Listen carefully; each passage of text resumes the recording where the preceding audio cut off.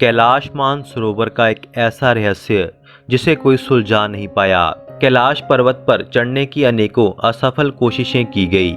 महादेव के इस चमत्कारी स्थान का राज कोई भी समझ नहीं सका, लेकिन इस रहस्य के साथ एक और राज जुड़ा हुआ है, जो कि दो इंसानों के साथ ही दफन हो गया।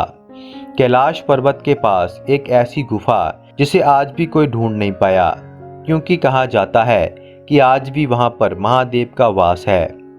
सन 1980 जब उत्तराखंड के रहने वाले दो भाई समीर और कुमार चमत्कारी ढंग से गायब हो गए और आज तक नहीं मिले। समीर और कुमार के एक और साथी संजीव जी कहते हैं कि समीर और कुमार दोनों भाई एक साधु पुरुष की संगत किया करते थे। कहा जाता है कि दोनों भाई काफी अमीर थे और मुक्ति की प्राप्ति के लिए उस साधु की संगत किया करते थे। साधु का अंतिम समय आया तो उस साधु ने कहा कि कैलाश पर्वत के पास एक पवित्र गुफा है, यहाँ पर महादेव का निवास है। उस गुफा को खोजकर तुम लोग मुक्ति पा सकते हो। यह बात बताकर वो साधु तो मृत्यु को प्राप्त हो गया, लेकिन समीर और कुमार के मन में वह गुफा ढूंढने की चाह थी। इसी चाह के साथ वह कैलाश पर्वत की यात्रा पर निकल पड़े। रास्ते में अनेकों ही धामों के दर्शन करते हुए कैलाश के इलाके में पहुंचे। झील के पास ही उन दोनों ने अपना टेंट लगाया और साधु के बताए तरीके से उन्होंने पहले दिन पूजा की और एक दिन रुकने के बाद उन्होंने गुफा की खोज शुरू कर दी। 2-3 दिन उस इलाके में वह गुफा ढूंढते रहे, मगर उन्हें कुछ भी नहीं मिला, क्योंकि वह इलाका बहुत बड़ा था और उन भाइयों के पास कोई भी पता ठिकाना नहीं था। तभी एक दिन वह दोनों भाई एक आस लेकर गुफा ढूंढने के लिए निकले। ढूंढते ढूंढते उन्हें शाम हो गई और उस दिन काफी ठंड भी हो चुकी थी।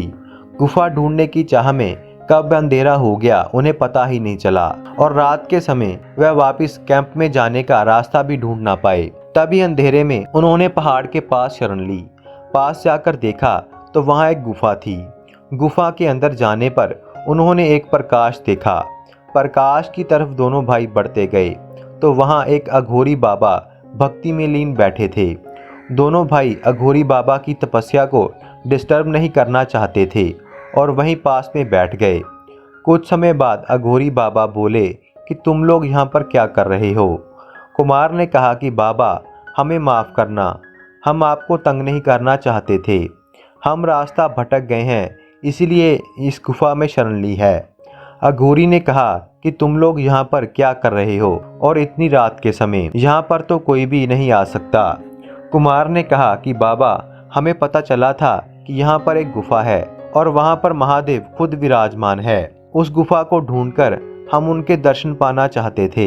अघोरी बाबा हंसने लगे और कहने लगे कि यहाँ के कण कण में महादेव विराजमान है, तुम लोग उन्हें गुफाओं में ढूंढ रहे हो। यहाँ अनेकों ही गुफाएं हैं और हर एक गुफा में तुम्हें महादेव का वास मिलेगा। वह इसीलिए क्योंकि उन गुफाओं में हम जैसे महादेव को जपने वाले बैठे हुए हैं। इसीलिए मुक्ति के चक्कर में अपना समय बर्बाद मत करो।